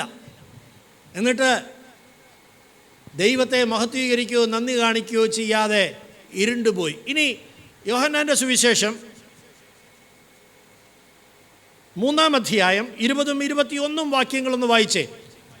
ആ സത്യത്തിലേക്ക് വരുമ്പോൾ ദൈവത്തെക്കുറിച്ചുള്ള സത്യം അംഗീകരിക്കുന്ന ഒരാളുടെ ജീവിതത്തിൽ, ഒരു സത്യ ആരാധനക്കാരൻ്റെ ജീവിതത്തിൽ ഒരു പ്രത്യേകത അവിടെ കാണാനായിട്ട് കഴിയും. ജോൺ ചാപ്റ്റർ 3:20-21, യോഹന്നാൻ്റെ സുവിശേഷം 3-ാം അധ്യായം 20-21 വാക്യങ്ങൾ. തിന്മ പ്രവർത്തിക്കുന്നവനെല്ലാം വെളിച്ചത്തെ പകയ്ക്കുന്നു, തൻ്റെ പ്രവൃത്തിക്ക് ആക്ഷേപം വരാതിരിപ്പാൻ വെളിച്ചത്തിങ്കിലേക്ക് വരുന്നതുമില്ല. അടുത്ത വാക്യം, സത്യം പ്രവർത്തിക്കുന്നവനോ, വളരെ ശ്രദ്ധിക്കണം, അനീതിയും അധർമ്മവും അല്ലെങ്കിൽ അഭക്തിയും കൊണ്ട് സത്യത്തെ തടുത്താൽ നീ വെളിച്ചത്തിലേക്ക് വരത്തില്ല. എന്നാൽ സത്യം പ്രവർത്തിക്കുന്നവനോ തൻ്റെ പ്രവൃത്തി ദൈവത്തിൽ ചെയ്തിരിക്കിയാൽ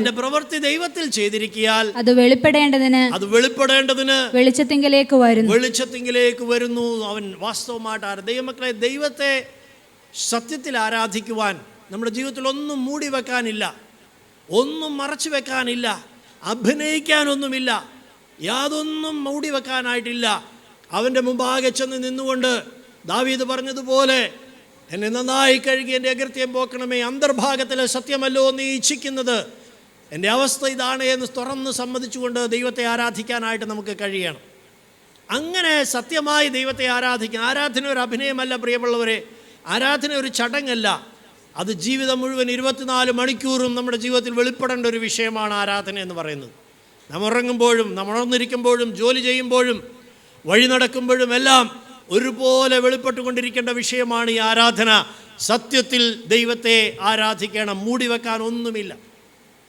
അനീതിയും അധർമ്മവും നമ്മുടെ ജീവിതത്തിലെ പ്രവൃത്തികൾ കൊണ്ട് സത്യത്തെ തടുത്തു നിർത്തിയാൽ ദൈവത്തിൻ്റെ ക്രോധം വെളിപ്പെടേണ്ടി വരും. സത്യ ആരാധനക്കാർ മാത്രമേ അതിൽ നിന്ന് രക്ഷ പ്രാപിക്കാനായിട്ട് കഴിയുള്ളൂ. സത്യാരാധന എന്ന് പറയുമ്പോൾ നിങ്ങൾ ചിന്തിക്കരുത്, മുമ്പ് പോയിക്കൊണ്ടിരുന്ന സമുദായങ്ങളിൽ നിന്നോ പള്ളികളിൽ നിന്നോ മാറി ഇവിടെ വന്നിരുന്ന് ആരാധിച്ചതുകൊണ്ട് സത്യാരാധനക്കാരനാകുമെന്ന്. പരമാർത്ഥതയോടെ ജീവിക്കുകയും സത്യസന്ധമായി ജീവിക്കുകയും ഒന്നും മൂടി വെക്കാനില്ലാതെ സകലവും ദൈവം ഭാഗം വന്ന് ഏറ്റുപറഞ്ഞുകൊണ്ട് ദൈവത്തിനു ഭാഗം സമർപ്പിച്ചുകൊണ്ട് ദൈവത്തെ ആരാധിക്കുകയും ചെയ്യുന്നതാണ് ശരിയായ സത്യത്തിലുള്ള ആരാധന. ഇങ്ങനെ ഈ സത്യത്തെ മനസ്സിലാക്കിയിട്ട് അതിനെ ചെറുത്ത് നിന്ന ഒരു കൂട്ടരായിരുന്നു യഹൂദന്മാർ. യേശു മെശിഹ ആണെന്ന്, ദൈവപുത്രനാണെന്ന് അവർക്ക് മനസ്സിലാകത്തക്കവണ്ണം പ്രവാചകന്മാരുടെ തിരുവെഴുത്തുകളും പ്രവചനങ്ങളും എല്ലാം യേശു കർത്താവ് ഉദ്ധരിച്ച് അവർക്ക് ബോധ്യപ്പെടുത്തി കൊടുത്തിട്ടും അവർക്ക് മനസ്സിലാകത്തക്കവണ്ണം അവൻ അടയാളങ്ങളും അത്ഭുതങ്ങളും ചെയ്തിട്ടും അവനെ ഉൾക്കൊള്ളാൻ കഴിയാതെ അവർ ആ സത്യത്തോട് മറുത്തു നിന്നതിനെക്കുറിച്ച് തെസ്സലോനിക്ക ലേഖനത്തിൽ പൗലോസ് പറയുന്ന ഒരു വചനഭാഗം നമുക്ക് നോക്കാം. 1 തെസ്സലോനിക്കർ 2-ാം അധ്യായം 15-16 വാക്യങ്ങൾ. 1 Thessalonians chapter 2 verses 15 and 16. യഹൂദർ കർത്താവായ യേശുവിനെയും സ്വന്തം പ്രവാചകന്മാരെയും കൊന്നവരും ഞങ്ങളെ ഓടിച്ചു കളഞ്ഞവരും ദൈവത്തെ പ്രസാദിപ്പിക്കാത്തവരും സകല മനുഷ്യർക്കും വിരോധികളും ജാതികൾ രക്ഷിക്കപ്പെടേണ്ടതിനായി ഞങ്ങൾ അവരോട് പ്രസംഗിക്കുന്നത് വിലക്കുന്നവരും ആകുന്നു. അവർ ഈ സത്യത്തോട് മറുത്തു നിന്ന് സുവിശേഷം പ്രസംഗിക്കുന്നത് പോലും വിലക്കി. അവർ യേശുവിനോട് മറുത്തു, യേശുവിൻ്റെ ശിഷ്യന്മാരോട് മറുത്തു, സത്യത്തോട് അവർ മറുത്തു നിന്ന ഒരു കൂട്ടരാണ്. ഇവരെക്കുറിച്ച്, ഇത്തരക്കാരെക്കുറിച്ചാണ് റോമാലേഖനത്തിൽ നമ്മൾ വായിച്ചത്. സത്യത്തെ അനീതി കൊണ്ട്, അധർമ്മം കൊണ്ട്, അഭക്തി കൊണ്ട് ചെറുത്തു നിൽക്കുന്ന, തടുത്തു നിർത്തുന്ന ആളുകൾ. അവരുടെ മേൽ എന്താ സംഭവിച്ചത്? താഴോട്ട് വായിച്ചേ. അങ്ങനെ അവർ തങ്ങളുടെ പാപങ്ങളെ എപ്പോഴും പൂരിപ്പിക്കുന്നു, എന്നാൽ ദൈവക്രോധം അവരുടെ മേൽ മുഴുത്തു വന്നിരിക്കുന്നു. ദൈവക്രോധം, the wrath of God came in full upon them. അവരുടെ മേൽ ദൈവത്തിൻ്റെ ക്രോധം മുഴുവനായിട്ട് ഇറങ്ങി വന്നു. ചരിത്രം നമുക്കറിയാം. ഇസ്രായേലിന് എന്താ സംഭവിച്ചത്? ദൈവത്തിൻ്റെ ക്രോധം ഇറങ്ങിയ മറ്റൊരു സംഭവമാണ് അവർക്ക് സംഭവിച്ച അവരുടെ ചരിത്രം നമ്മെ ഓർപ്പിക്കുന്നത്. അതുകൊണ്ട് സത്യത്തെ തടുക്കരുത്. Never resist the truth, admit the truth, accept the truth. ജീവിതത്തെക്കുറിച്ചുള്ള സത്യം അംഗീകരിക്കണം. ദൈവമുമ്പാകെ വന്ന് സത്യസന്ധമായിരിക്കണം. ആരാധന ഒരു കാപട്യമാകരുത്. നമ്മുടെ ജീവിതം ഒരു കാപട്യമാകരുത്. ഉള്ളതുള്ളതുപോലെ സമ്മതിച്ചുകൊണ്ട് അവനെ സത്യത്തിലൊന്ന് ആരാധിക്കാനായിട്ട് കഴിയണം. നാം മൂടി വെച്ചുകൊണ്ട് ആരാധിക്കുന്നത് സത്യാരാധനയല്ല. പാപം മൂടി വെച്ചുകൊണ്ട് ആരാധിക്കുന്നത് സത്യാരാധനയല്ല. അകൃത്യം മൂടി വെച്ചുകൊണ്ട് ആരാധിക്കുന്നത് സത്യാരാധനയല്ല. കൈയടിച്ചതുകൊണ്ട് സത്യാരാധനയാകുകയില്ല. അന്യഭാഷ പറഞ്ഞതുകൊണ്ട് സത്യാരാധനയാകുകയില്ല. ദൈവം മുമ്പാകെ പരമാർത്ഥ ഹൃദയത്തോടുകൂടെ ഉള്ളതുള്ളതുപോലെ വ്യാജമില്ലാതെ വണ്ണം അവൻ്റെ മുമ്പാകെ വന്ന് നിന്ന് അവൻ അഗ്നിജ്വാലയ്ക്കൊത്ത കണ്ടുള്ളവനാണെന്ന് മനസ്സിലാക്കിക്കൊണ്ട് നമ്മുടെ അവസ്ഥകൾ ഏറ്റുപറഞ്ഞ് നാം ആരാധിക്കുമെങ്കിൽ നമുക്കൊരു ശുദ്ധീകരണമുണ്ട്, നമുക്കൊരു വിടുതലുണ്ട്, ഒരു അനുഗ്രഹമുണ്ട്, കുഞ്ഞാടിൻ്റെ കോപത്തിൽ നിന്ന് മോചനമുണ്ട്. 3 കാര്യങ്ങളാണ് നമ്മൾ വായിച്ചത്. 1, അവനെ സ്നേഹിച്ച് അവനെ ചുംബിക്കുന്നില്ലെങ്കിൽ അവൻ കോപിക്കും, വഴിയിൽ വെച്ച് നശിച്ചു പോകും. 2, അവനെ അനുസരിക്കാത്തവരുടെ മേൽ ദൈവത്തിൻ്റെ ക്രോധം വരുന്നു.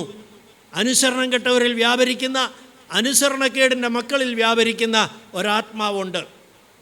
അത് നമ്മുടെ ജീവിതത്തിൽ നാം വളരെ കരുതിയിരിക്കണം, നാം വളരെ സൂക്ഷിച്ചിരിക്കണം. അനുസരണക്കേട് ദൈവത്തോട്, ദൈവവചനത്തോട്, ദൈവത്തിൻ്റെ പരിശുദ്ധാത്മാവിനോട് ഒരു അനുസരണക്കേടുണ്ടാകരുത്. 3, അനീതിയും അധർമ്മവും കൊണ്ട് സത്യത്തെ തടുത്തു നിർത്തിയിട്ട് വ്യാജമായി ആ സൃഷ്ടിച്ചവനേക്കാളധികം സൃഷ്ടിയെ ഭജിക്കുന്ന ഒരനുഭവം നമ്മുടെ ജീവിതത്തിൽ വന്നാൽ ദൈവത്തിൻ്റെ ക്രോധമാണ് വിളിച്ചു വരുത്തുന്നത്. 4ാമത് ഒരു കാര്യം, റോമാലേഖനം 2-ാം അധ്യായത്തിൻ്റെ 4-5 വാക്യങ്ങൾ ഇതിൻ്റെ തുടർച്ചയാണ്. ഒന്നൊന്നിൻ്റെ തുടർച്ചയായിട്ട് ഒരു ചെയിൻ പോലെ, ഒരു ചങ്ങല പോലെയാണ് ഈ 4 കാര്യങ്ങളും കിടക്കുന്നത്. 2-ാം അധ്യായം, റോമൻസ് ചാപ്റ്റർ 2 verses 4 and 5. അല്ല, ദൈവത്തിൻ്റെ ദയ നിന്നെ മാനസാന്തരത്തിലേക്ക് നടത്തുന്നു എന്ന് അറിയാതെ നീ അവൻ്റെ ക്ഷമ, ദയ, ക്ഷമ, ദീർഘശാന്തി എന്നിവയുടെ ഐശ്വര്യം നിരസിക്കുന്നുവോ? എന്നാൽ നിന്റെ കാഠിന്യത്താലും അനുതാപമില്ലാത്ത ഹൃദയത്താലും നീ ദൈവത്തിൻ്റെ നീതിയുള്ള വിധി വെളിപ്പെടുന്ന കോപ ദിവസത്തിലേക്ക് നിനക്ക് തന്നെ കോപം ചരുതിച്ചു വയ്ക്കുന്നു. കോപം നമുക്ക് തന്നെ ശേഖരിച്ചു വെക്കുന്ന ഒരു പ്രവൃത്തിയാണ് മാനസാന്തരമില്ലായ്മ, ആൻ അൺറിപ്പൻറ്റൻ്റ് ഹാർട്ട്. ഹൃദയത്തിന് ഒരു മനസ്താപം വരിക, അനുതാപം വരിക എന്നുള്ളത് നമ്മുടെ ജീവിതത്തിൽ നിന്ന് പോയിട്ടുണ്ടെങ്കിൽ കുഞ്ഞാടിൻ്റെ കോപത്തിന് പാത്രമായി തീരും. അവിടെ റോമാലേഖനം പറയുകയാണ്, ദൈവം തൻ്റെ ദയ, 3 കാര്യങ്ങൾ അവിടെ ദൈവത്തിൻ്റെ പ്രത്യേകത നമ്മളവിടെ വായിക്കുന്നുണ്ട്. അവൻ്റെ ദയ, ക്ഷമ, ദീർഘശാന്തി. ഈ 3 വിഷയങ്ങൾ നാം വളരെ ഗൗരവത്തോടുകൂടെ കാണേണ്ട വിഷയങ്ങളാണ്. അത് ഇംഗ്ലീഷിൽ ഫോർബെയറൻസ് എന്ന് എഴുതിയിട്ടുണ്ട്. കൈൻഡ്നെസ് എന്നാണ് NIV ട്രാൻസ്ലേറ്റ് ചെയ്തിരിക്കുന്നത്. കരുണ, അതിൻ്റെ വേറൊരു വാക്കാണ് ഈ ദയ, കൈൻഡ്നെസ്. അതുപോലെ ദൈവത്തിൻ്റെ ആ ലോങ് സഫറിങ്, ദീർഘക്ഷമ അല്ലെങ്കിൽ ഫോർബെയറൻസ്. പേഷ്യൻസ്, ദീർഘക്ഷമ, സമയം നീട്ടിത്തരുന്നതിനാണ് ഈ ദീർഘക്ഷമ എന്ന് പറയുന്നത്. അവൻ കുറച്ചും കൂടെ സമയം തരും, ഈ ആണ്ടും കൂടെ നിൽക്കട്ടെ, മേലാൽ കായ്ച്ചില്ലെങ്കിൽ വെട്ടിക്കളയാം. അതവൻ്റെ ദീർഘക്ഷമയാണ്. വെട്ടേണ്ടതായിരുന്നു, പക്ഷേ അവൻ്റെ ദീർഘക്ഷമ കൊണ്ട് കുറച്ചും കൂടെ ടൈം എക്സ്റ്റെൻഡ് ചെയ്ത് തന്നു. സമയം നീട്ടിക്കിട്ടുന്നതാണ് ആ ദീർഘക്ഷമയിലുള്ളത്. അവൻ സഹിച്ച് നമ്മെ ഇങ്ങനെ ടോളറേറ്റ് ചെയ്ത് സഹിച്ചുകൊണ്ട് അവൻ അല്പസമയവും കൂടെ തരികയാണ്. എന്തിനു വേണ്ടിയാണ് ദൈവം നമുക്ക് സമയം ദീർഘിപ്പിച്ച് തരുന്നത്? നാം മാനസാന്തരപ്പെടുവാൻ വേണ്ടിയിട്ടാണ്. അനുതാപം വേണം. അനുതാപമില്ലാത്ത ഹൃദയം, കഠിന ഹൃദയം ദൈവത്തിൻ്റെ കോപത്തെ വിളിച്ചു വരുത്തുന്നു. അതാണ് നമ്മളവിടെ വായിക്കുന്ന പ്രധാനപ്പെട്ട വിഷയം. വെളിപ്പാട് പുസ്തകം 6-ാം അധ്യായം 15-ാം വാക്യവും കൂടെ ഒന്ന് വായിച്ചാൽ, ആ കുഞ്ഞാടിൻ്റെ കോപം വന്നുവല്ലോ എന്ന് പറഞ്ഞ് നിലവിളിക്കുന്ന ആളുകൾ അവർ ചെയ്യുന്ന ഒരു കാര്യം നമ്മളവിടെ വായിക്കാൻ കഴിയും. 15-ാം വാക്യം, ഭൂമിയിലെ രാജാക്കന്മാരും, ശ്രദ്ധിച്ചോളണം ആരൊക്കെ ഉണ്ട് അതിനകത്ത്? കിങ്സ്, രാജാക്കന്മാർ, മഹത്തുക്കളും, ഗ്രേറ്റ് മെൻ, വലിയ ആളുകൾ എന്ന് പറഞ്ഞാൽ വലിയ ആളെന്നൊക്കെ പറഞ്ഞാൽ എന്തുവാ? വെയിറ്റ് കൂടിയ ആളെന്നല്ല, അറിയപ്പെടുന്ന വലിയ വലിയ ആളുകൾ. നമ്മൾ പറയല്ലോ വലിയ ആൾ, വലിയ ആളാകാനാണ് എല്ലാവരും നോക്കിക്കൊണ്ടിരിക്കുന്നത്. ഇതാ വലിയ ആളുകളെല്ലാം കൂടെ പറയുക, ഗ്രേറ്റ് മെൻ, സഹസ്രാധിപന്മാരും, ചീഫ് ക്യാപ്റ്റൻസ്, സഹസ്രാധിപന്മാർ എന്ന് പറഞ്ഞാൽ ആയിരക്കണക്കിന് ആളുകളുടെ ലീഡറാണ്. ആയിരക്കണക്കിന് ആളുകൾ അവരുടെ കീഴിലുണ്ട്. നമ്മളിത് ഈ വാക്യമൊക്കെ അങ്ങ് അടിച്ച് എത്തിച്ച് ഈ എന്താ പറയുന്നത്, ഈ വന്ദേ ഭാരത് പോകുന്ന സ്പീഡിലാണ് നമ്മൾ ഈ പല വാക്യങ്ങളും വായിച്ചു വിടുന്നത്. അതുകൊണ്ടാണ് ഗ്രഹിക്കാത്തത്. സഹസ്രാധിപന്മാർ, chief captains, thousands are under them, leaders, great men, വലിയ ആളുകൾ, ഫേമസ് ആളുകൾ, കിങ്സ്, രാജാക്കന്മാർ, ആയിരക്കണക്കിന് ആളുകളെ ഒറ്റ വാക്കിൽ നിയന്ത്രിക്കുന്ന സഹസ്രാധിപന്മാർ. വായിച്ചേ, ധനവാന്മാരും, അതിൻ്റെ ഇടയ്ക്കൊന്ന് വിട്ടു, റിച്ച് മെൻ, ധനവാന്മാർ, ധനവാന്മാർ, സഹസ്രാധിപന്മാർ, ധനവാന്മാർ, പിന്നെ ബലവാന്മാരും, ബലവാന്മാർ, മൈറ്റി മെൻ, ബലവാന്മാർ, സകലദാസനും, എവറി ബോണ്ട് മാൻ, ദാസന്മാർ, സ്വതന്ത്രനും, സ്വതന്ത്രർ. ഈ കാറ്റഗറിയിൽ സകല മനുഷ്യരുമുണ്ട്. ദാസന്മാർ മുതൽ രാജാക്കന്മാർ വരെയുള്ള എല്ലാ കാറ്റഗറിയും. ദൈവത്തിൻ്റെ കുഞ്ഞാടിൻ്റെ കോപം ഒഴിയാൻ രാജാവായതുകൊണ്ട് രക്ഷപ്പെടത്തില്ല, മഹാനായതുകൊണ്ട് രക്ഷപ്പെടത്തില്ല, ബലവാനായതുകൊണ്ട് രക്ഷപ്പെടത്തില്ല, ധനവാനായതുകൊണ്ട് രക്ഷപ്പെടത്തില്ല, ക്യാപ്റ്റനായതുകൊണ്ട് രക്ഷപ്പെടത്തില്ല. നീ ദാസനായാലും രക്ഷപ്പെടത്തില്ല, നീ സ്വതന്ത്രനായാലും രക്ഷപ്പെടത്തില്ല. കുഞ്ഞാടിൻ്റെ കോപം ചേർത്ത് നിൽക്കാൻ മാനസാന്തരം മാത്രമേ ഉള്ളൂ. ഇവരെന്താ ചെയ്യുന്നതെന്നറിയാമോ? വായിച്ചേ, ഗുഹകളിലും മലപാറകളിലും ഒളിച്ചുകൊണ്ട് മലകളോടും പാറകളോടും ഞങ്ങളുടെ മേൽ വീഴുവിൻ. ഞങ്ങളുടെ മേൽ വന്നങ്ങ് വീഴാനാണ് പറയുന്നത്. എടാ, നീ ജീവിച്ചോ ഇരുന്ന സമയത്ത്, ബോധമുണ്ടായിരുന്ന സമയത്ത്, ദൈവത്തിൻ്റെ ആത്മാവ് നിന്നോട് സംസാരിച്ചുകൊണ്ടിരുന്ന സമയത്ത്, പരിശുദ്ധാത്മാവ് ഹേമിച്ചുകൊണ്ടിരുന്ന സമയത്ത് ഹൃദയം പാറ പോലെ വെച്ചു, ഹൃദയം പാറ പോലെ കഠിനപ്പെടുത്തി. കുഞ്ഞാടിൻ്റെ കോപം വന്നപ്പോൾ പാറയുടെ അടുത്ത് എന്ന് പറയുക, പാറയെല്ലാം കൂടെ എൻ്റെ തലയിലോട്ട് വീണു. എടാ, നിൻ്റെ ഹൃദയം ഒന്ന് പൊടിഞ്ഞിരുന്നെങ്കിൽ, ആ പാറ, ഹൃദയത്തിൻ്റെ ആ പാറ പോലത്തെ ഹൃദയം ഒന്ന് പൊടിയാൻ ഒന്ന് വിട്ടുകൊടുത്തിരുന്നെങ്കിൽ, മാനസാന്തരത്തിന് ഏൽപ്പിച്ചു കൊടുത്തിരുന്നെങ്കിൽ ഈ അവസ്ഥ വരത്തില്ലായിരുന്നല്ലോ. ദൈവമക്കൾ, ഒരു കാര്യം ഓർപ്പിക്കാം, ഇന്ന് ഹൃദയത്തെ പാറ പോലെ കഠിനപ്പെടുത്തിയാൽ നീ ചെന്ന് പാറയോട് നിലവിളിക്കേണ്ടി വരും, എൻ്റെ മേലൊന്ന് വീഴാനായിട്ട്. കുഞ്ഞാടിൻ്റെ കോപം ആർക്കും ചെറുത്തു നിൽക്കാൻ കഴിയുന്ന വിഷയമല്ല. പാപത്തെ മൂടി വെക്കരുത്. Do not hide your sin, repent. അതിനെക്കുറിച്ച് അനുതപിച്ചോണം. ഇന്ന് പാറ പോലെ മത്സരത്തിലെ, മരുഭൂമിയിലെ മത്സരത്തിൽ എന്ന പോലെ ഹൃദയത്തെ കഠിനപ്പെടുത്തിയാൽ, പാറ പോലെയാക്കിയാൽ, മലകളോട്, ഗുഹകളോട്, പാറകളോട് ചെന്ന് എൻ്റെ മേൽ വീഴുക എന്ന് പറയേണ്ടതായിട്ടുള്ളൊരു ദിവസം വരാനായിട്ട് പോകുക. അത് നല്ലത് ഇന്ന് ഇതൊരു കളിമണ്ണ് പോലെ ആ കുശവൻ്റെ കയ്യിലോട്ടൊന്ന് വിട്ടുകൊടുക്കാമോ? എൻ്റെ കർത്താവേ, അന്തർഭാഗത്തിലെ സത്യമല്ലോ നീ ഇച്ഛിക്കുന്നു. ദാവീദ് തൻ്റെ ഹൃദയം പാപം ചെയ്തിട്ട് താനിങ്ങനെ മൂടി വെച്ച് കുറച്ച് നാൾ ദൈവത്തിൻ്റെ പ്രവാചകൻ തന്നോട് സംസാരിച്ചു കൊണ്ടിരുന്നപ്പോൾ അവൻ തൻ്റെ ഹൃദയം ദൈവമാകെ ഒന്ന് തുറന്നു കൊടുത്തു.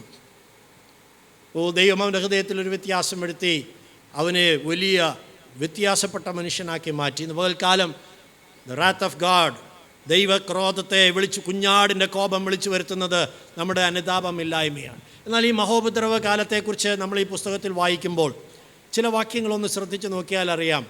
ഈ ദൈവത്തിൻ്റെ നമ്മളിപ്പോൾ വായിച്ചല്ലോ, ഇന്ന് ദൈവം തരുന്ന 3 കാര്യങ്ങളാണ്: ദൈവത്തിൻ്റെ ദയ, ക്ഷമ, ദീർഘക്ഷാന്തി.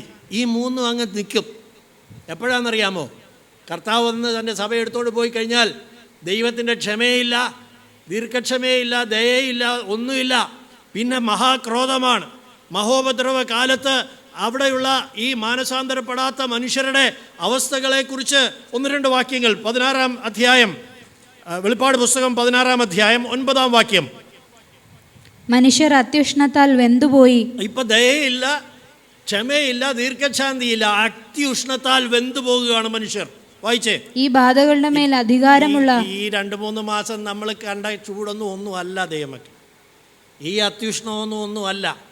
ആണ്ടുതോറും ഈ കൂടിക്കൊണ്ടിരിക്കുക. ഇത് വലിയൊരു അത്യുഷ്ണത്തിലേക്ക് പോവുക. അതിനു മുമ്പേ ഇവിടുന്ന് എസ്കേപ്പ് ചെയ്യാനുള്ള വഴിയാണ് ദൈവം നമ്മോട് സംസാരിച്ചു കൊണ്ടിരിക്കുന്നത്. കുഞ്ഞാടിൻ്റെ കോപദിവസം വരുമ്പോൾ ഇന്ന് നാം ഫേസ് ചെയ്യുന്ന അത്യുഷ്ണമൊന്നുമല്ല. പണ്ട് AC ഇല്ലാത്ത വീടുകളെല്ലാം AC വെച്ച് തുടങ്ങി. കാരണം ജീവിക്കാൻ നിവർത്തിയില്ലാത്ത കാലമാണ്. അത്യുഷ്ണത്താൽ മനുഷ്യൻ വെന്തുപോകുന്ന ഒരു കാലഘട്ടമാണ് മുന്നോട്ട് വരാൻ പോകുന്നത്.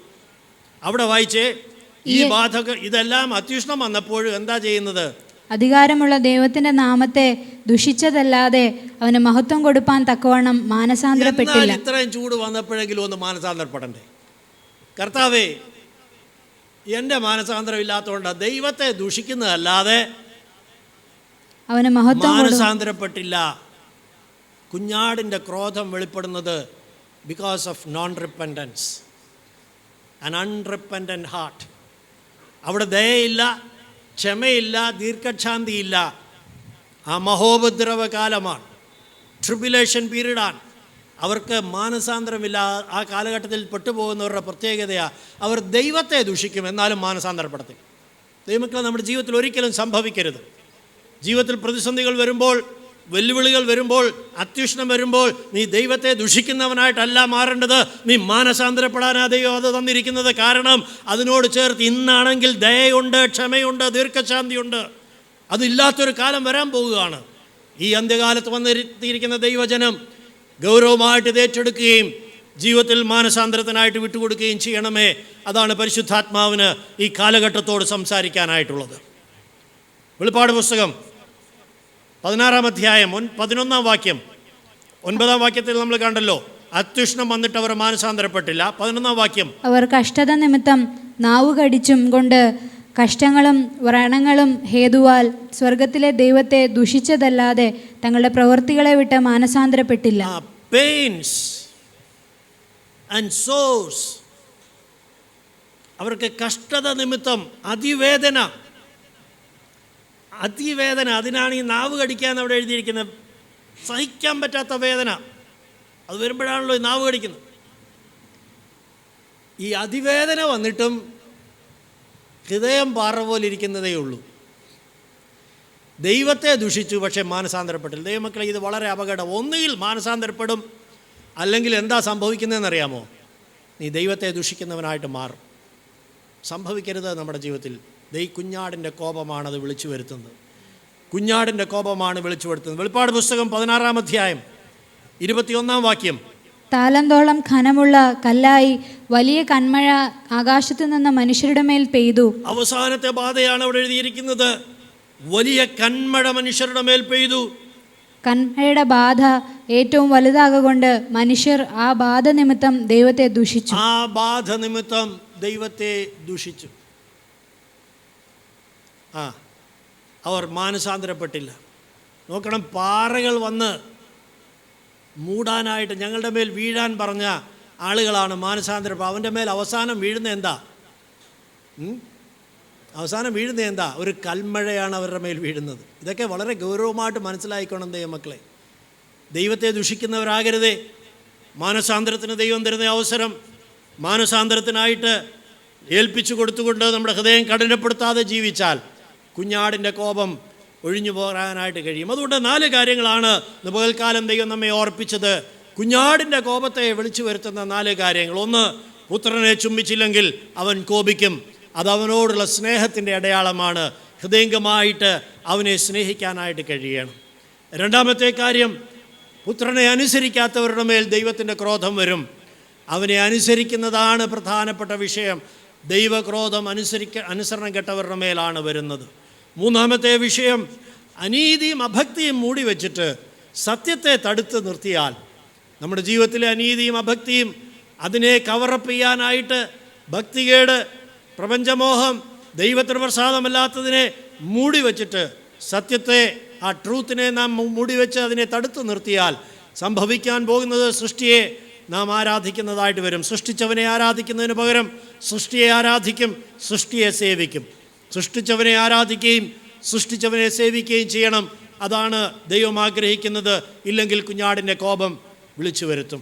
4ാമത്തെ കാര്യം, മാനസാന്തരമില്ലായ്മ. ഇന്ന് അവൻ്റെ ദയ, ഇന്ന് അവൻ്റെ ക്ഷമ, ഇന്ന് അവൻ്റെ ദീർഘക്ഷാന്തി, ആ ലോങ് സഫറിങ്, അത് നമുക്ക് ലഭ്യമാണ്. ഇതിനെ നിരസിച്ചാൽ, ഇന്ന് ദൈവം ദയ കാണിക്കുമ്പോൾ, കരുണ കാണിക്കുമ്പോൾ, ദീർഘക്ഷമ കാണിക്കുമ്പോൾ, വെട്ടിക്കളയേണ്ടതായിരുന്നു ഈ ആണ്ടും കൂടെ നിൽക്കട്ടെ എന്ന് അവൻ ദീർഘക്ഷമ കാണിക്കുമ്പോൾ, ഹൃദയത്തെ നീ കല്ലുപോലെ കഠിനപ്പെടുത്തിയാൽ ഒരു നാളിൽ മാനസാന്തരത്തിനില്ലാത്ത ആ മഹാക്രോധത്തിൻ്റെ നാളുകൾ വരാൻ പോകുന്നു. അന്ന് പാറകൾ എൻ്റെ മേൽ വീഴാനായിട്ട് നിലവിളിക്കുന്നവരുടെ കൂട്ടത്തിൽ ആയിപ്പോകും. നമ്മുടെ കണ്ണുകളെ അടയ്ക്കാം. പകൽക്കാലം ദൈവരങ്ങളിലേക്ക് നമുക്ക് ഏൽപ്പിച്ചു കൊടുക്കാം. കുഞ്ഞാട് അറുക്കപ്പെട്ടവരായിട്ട് നമ്മുടെ മുമ്പിൽ നിൽക്കുമ്പോൾ നാം ഒരു കാര്യം ഓർക്കണം. ഇനി നാം കാണാൻ പോകുന്നത് ഒന്നുകിൽ ആ രാജാവായി വാഴുന്ന കുഞ്ഞാടിനെ ആയിരിക്കും, അല്ലെങ്കിൽ നാം കാണേണ്ടി വരുന്നത് കോപിക്കുന്ന ഒരു കുഞ്ഞാടിനെ ആയിരിക്കും. എത്ര പേർക്ക് ആ രാജാവിനെ കാണാൻ ആഗ്രഹമുണ്ട്? വാഴുന്ന കുഞ്ഞാടിനെ. Do you want to see the reigning lamb or the angry lamp?